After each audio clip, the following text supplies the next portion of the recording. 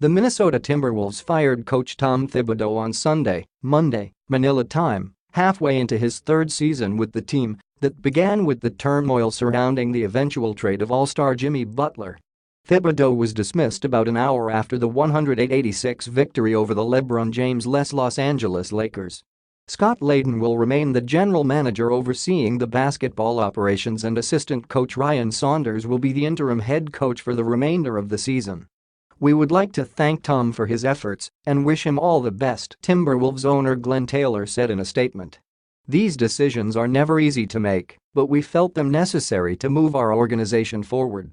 The Athletic first reported that Thibodeau, who was also the president of basketball operations with full authority over the roster, had been let go.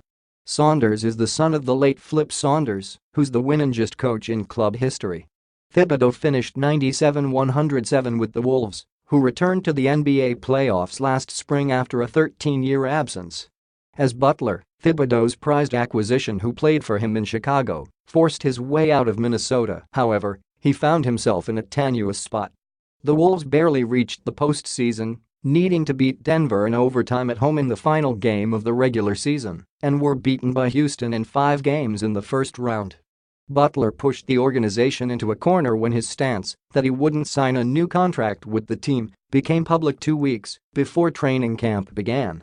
The insistence of Thibodeau and Layden to hang on to Butler as long as possible, shrugging off the distraction as simply part of life in the league, backfired as Butler protected his health by playing in only select games.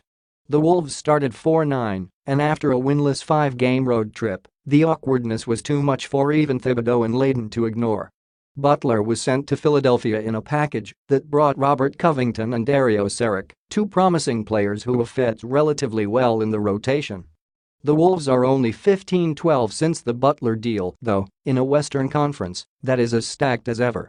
With Taylor's commitment to maximum salary contracts for both Karl-Anthony Towns and Andrew Wiggins, there's no more room for patience with a franchise that has had to start over so many times since Kevin Garnett led the Wolves to the Western Conference Finals in 2004. The most recent setback was the death of the beloved Saunders, who served as coach and president of basketball operations in the 2014-15 season before his death from cancer.